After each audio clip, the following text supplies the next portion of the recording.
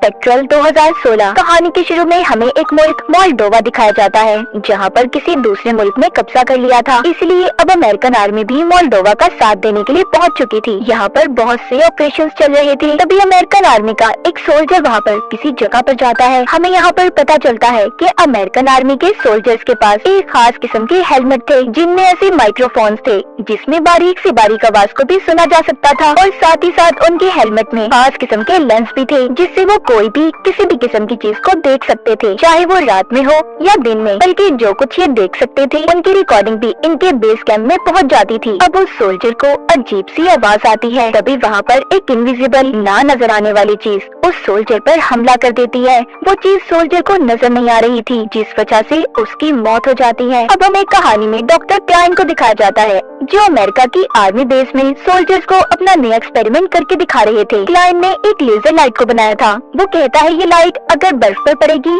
तो उसे मेल्ट पिघला देगी, और अगर ये पानी पर पड़ी तो उसे जमा देगी। अमेरिका की आर्मी ये सब देखकर क्लाइन से कहती है कि हमें ये तजुर्बा इंसानों पर करना चाहिए, मगर क्लाइन कहता है नहीं, मैं इस बात को नहीं मानता, मैंने इस चीज को इंसानों के लिए नहीं बनाया। अब डॉक्टर क्लाइन को भी बाकी सोल्जर्स के साथ मोल्डोवा भेज दिया जाता है, जहाँ पर जंग चल रही थी। यहाँ पर क्लाइन को जनरल एक रिकॉर्डेड वीडियो दिखाते हैं, जो उसी इनविजिबल की थी जिसने सोल्जर्स पर हमला किया था। पर क्लाइन को वो वीडियो देखकर कुछ समझ नहीं आता कि वो चीज क्या है। इसके बाद क्लाइन वहीं पर एक लड़की फ्रेंड से मिलता है। वो एक CIA की एजेंट थी। वो क्लाइन से एक पेपर पर साइन लेती है, जिसमें ये लिखा था कि तुम यहाँ पर जो कुछ भी देखोगे या तुम्हें जो भी बताया जाएगा, इस बारे में तुम बाहर किसी को कुछ भी नहीं बताओगे। क्लाइन ने भी उन पेपर्स पर साइन कर दिए थे। अब ये लोग एक बार फिर से उस वीडियो को देखते हैं। जनरल बताते हैं कि जो भी मैदान जंग से बचकर आया है वो यही कहता है कि वो चीज बहुत अजीब है, शायद कोई आत्मा, मगर इस बारे में कोई भी नहीं जानता कि आखिर सच में वो है क्या, जो किसी पर भी हमला करके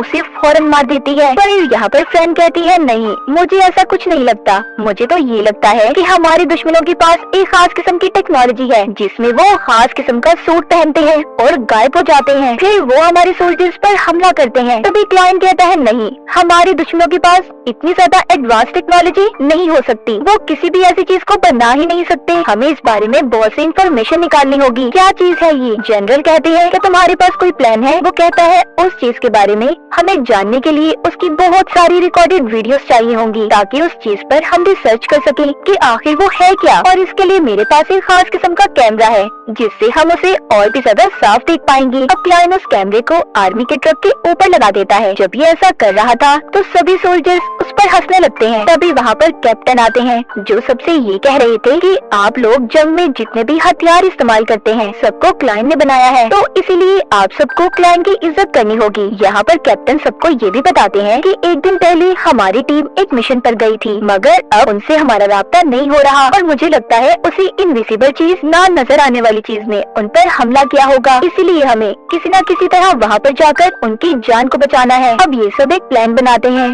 कि ये अपनी आर्मी के कुछ सोल्जर्स के साथ उस जगह पर जाएंगे। इनके साथ क्लाइन और फ्रेंड भी थी। क्लाइन का काम वहाँ पर ये था कि वो सभी सोल्जर्स के हेलमेट में लगे कैमरास को मॉनिटर करेगा, वो उनकी रिकॉर्डेड वीडियोस को देखेगा और चेक करेगा। सब के सब उस जगह पर पहुँच गए थे जहाँ पर आर्मी के सोल्जर्स एक दिन पहले मिशन पर आए थे। ये एक बहुत बड़ी बिल्डिंग थी। अब सभी सोल्जर्स उस बिल्डिंग के अंदर चले जाते हैं, जबकि क्लाइन और फ्रेंड ट्रक में ही थे, क्योंकि वहाँ पर बहुत सी मॉनिटर्स स्क्रीन थी जो उन कैमरा से कनेक्टेड जुड़ी हुई थी, जो सोल्जर्स के हेलमेट में लगे हुए थे। उनको इन लोगों ने चेक करना था। अब सभी सोल्जर्स अंदर चले जाते हैं, जहाँ पर वो देखते हैं कि बहुत से सोल्जर्स हैं जिनकी मौत हो गई है। पर हैरान कर देने वाली बात ये थी कि उनके जिस्म पर किसी भी किस्म का कोई निशान ही नहीं था। ट्रक से क्लाइन अपनी टीम को बताता है कि बाथटब के नीचे कुछ है। सोल्जर्स जब उसे हटाकर देखते हैं तो वाकई उसके नीचे इनका ही एक सोल्जर छुपा हुआ था, जो एक दिन पहले यहाँ मिशन पर आया था। वो उन्हीं इनविजिबल चीज से डरकर छुपा हुआ था।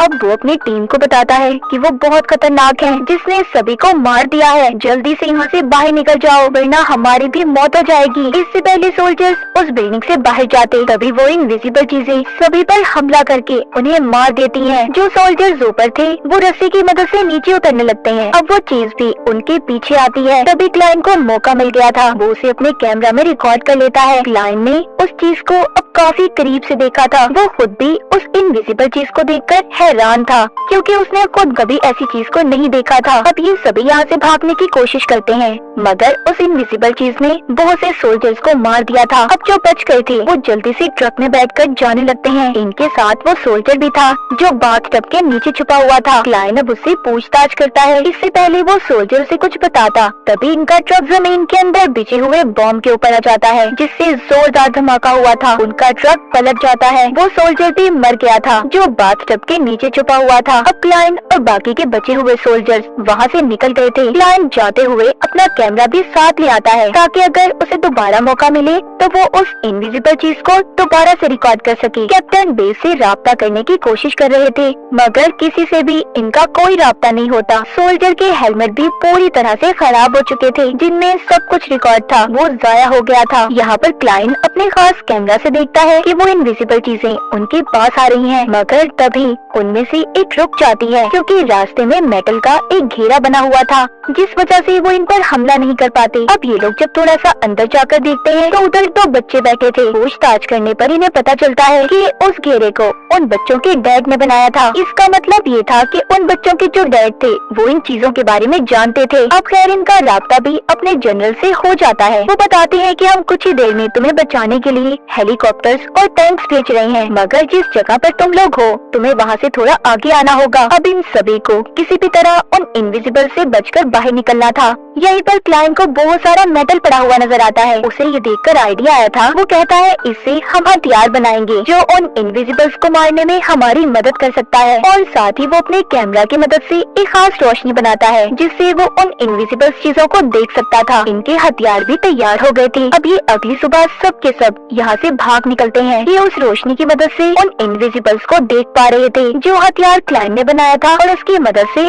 उन्हें मारते जा रहे थे। मगर फिर भी वो इनविजिबल्स बहुत से सोल्जर्स को मार देते हैं, लेकिन क्लाइन और बाकी के सोल्जर्स जो बच गए थे आखिरकार वहाँ पर पहुँच ही जाते हैं जहाँ पर इनकी हेलीकॉप्टर्स और टैंक्स में आना था। तभी यहाँ पर क्लाइन की लाइट भी खराब हो गई थी, जिस वजह से इन्हें अब वो चीजें नजर आना भी बंद हो जाती हैं। इससे पहले वो चीजें इन पर हमला करती, यहाँ पर टैंक्स और हेलीकॉप्टर भी आ गए थे। इनके टैंक्स में वही कैमरा लाइट्स थी जिनसे इनविजिबल्स को देखा जा सकता था। कैमरा की लाइट से इन्हें बिल्डिंग के अंदर 4 इनविजिबल्स लोग नजर आते हैं, जिनकी दिखने में जिस्मानत इंसानों जैसी थी। टैंक से जब उन पर हमला किया जाता है तो उन्हें उससे कुछ भी नहीं हो रहा था। अब जो बच्चे भी यहाँ पर इनके साथ आए थे उनमें से छोटे बच्चे को वो इनविजिबल चीज मार देती है। उसकी बहन भी उसे बचाने भागती है, मगर फिर भी वो बच नहीं पाया था। क्लाइन जल्दी से बचे हुए लोगों को लेकर हेलीकॉप्टर में बैठ जाता है। जब हेलीकॉप्टर उड़ने लगा था तो वो चीजें जो अभी भी इन्हें मारने आ रही थी वो हेलीकॉप्टर की हवा से दूर हो जाती हैं। क्लाइन जाते हुए उन इनविजिबल्स पर बहुत सारा मेटल गिराता है, जिससे बहुत से इनविजिबल्स खत्म हो गए थे। हेलीकॉप्टर में जाते हुए ये देखते हैं कि हर तरफ ये इनविजिबल्स फैल चुके हैं, जिन्होंने हर तरफ तबाही फैला दी थी। ये वापस से अपने बेस पर भी नहीं जा सकते थे, क्योंकि इनके बेस को भी इनविजिबल्स ने तबाह कर दिया था।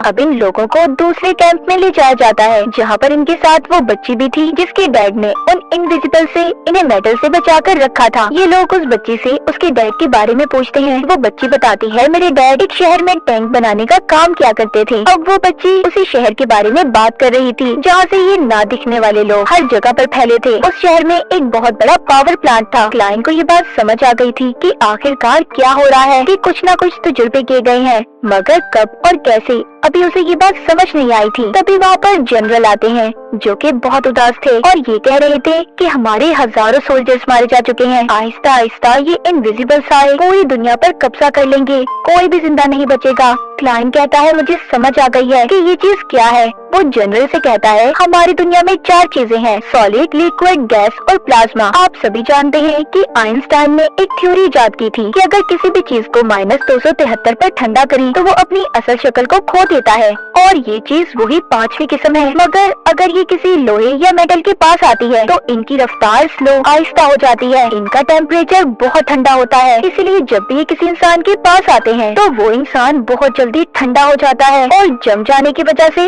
उस इंसान की मौत हो जाती है। फ्रैन यहाँ पर सबको उसी पावर प्लांट की तस्वीरें दिखाती है जिसके बारे में इन्हें पता चला था। वो बताती है कि पिछले 10 सालों में यहाँ पर बहुत कुछ हुआ है, बहुत से एक्सपेरिमेंट्स तो जुड़ते हुए हैं। इनके पास खास किस्म की टेक्नोलॉजी है जो कि टेम्परेचर को माइनस करके इन 5वीं किस्म के सोल्जर्स को बनाते हैं जो किसी को भी नजर नहीं आते, यानी कि इनविजिबल सोल्जर्स। यहाँ पर क्लाइंट कहता है हमें ऐसे हथियार बनाने होंगे जिससे हम उसे खत्म कर सकें। वो कहता है मैंने जितने भी हथियार बनाए हैं सब मुझे ला कर दो। क्लाइंट ने अपना काम शुरू कर दिया था और बहुत जल्दी वो हथियार बना भी लेता है। अब वो उन हथियार को लेकर अपनी टीम के साथ पावर प्लांट तक पहुंच गया था। तब इनके सामने एक इनविजिबल सोल्जर आता है जिस पर ये अपने हथियार से हमला करते हैं और वो खत्म हो गया था। इसका मतलब इन्होंने जो भी हथियार बनाया था वो बहुत ही ताकतवर था। यहाँ पर अब इनके और भी सोल्जर्स आ गए थे जिनमें क्लाइंट और फ्रैन भी थी। इन दोनों का काम वहाँ पर उस पावर प्लांट को खत्म करना था जो इनविजिबल सोल्जर्स की टीम को बना रहा था। ये लैब में आ जाते हैं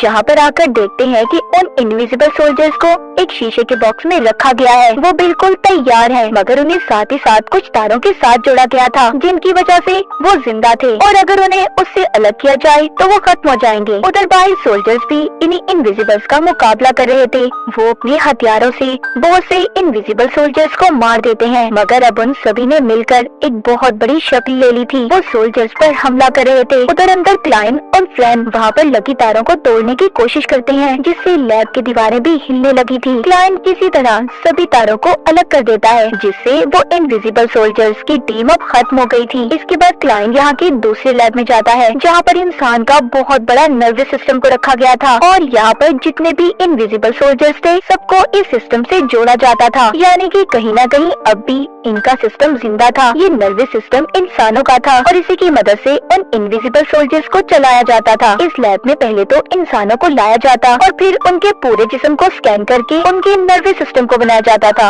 और साथ ही उनके क्लोन्स बनाकर यानी कि उनके डुप्लीकेट उनको कम टेम्परेचर पर रखा जाता था ताकि वो 5th फॉर्म यानी कि 5वीं किस्म में बदल जाएं और फिर वो एक इनविजिबल सोल्जर बन जाते थे। अब ये काम आम इंसानों को रखकर ऐसे नहीं किया जा सकता था। अगर उनके साथ ऐसा किया गया तो उनकी मौत भी हो सकती थी। फिर उन क्लोन्स को इन नर्वस सिस्टम के साथ जोड़ा गया। वो इनविजिबल्स में बदलकर इंसानों को मारने लगे। दरअसल यहाँ की गवर्नमेंट पहले से इस तरह के तजुर्बे किया करती थी मगर उनके कुछ तजुर्बे फेल हो गए जिस वजह से कुछ इनविजिबल्स आजाद होकर पूरी दुनिया में फैल गए। मगर अब क्लाइंट जानता था कि उसे अब क्या करना है कि वो नर्वस सिस्टम को खत्म करके ही इस दुनिया को बचा सकता है। इसीलिए वो उस सिस्टम को बंद कर देता है जिससे सभी इंसानों के नर्वस सिस्टम आजाद हो गए थे और इस तरह क्लाइंट ने उन इनविजिबल्स ना दिखने वाले सोल्जर से पूरी दुनिया को बचा लिया था। और इसी के साथ ये कहानी यहीं पर खत्म हो जाती है।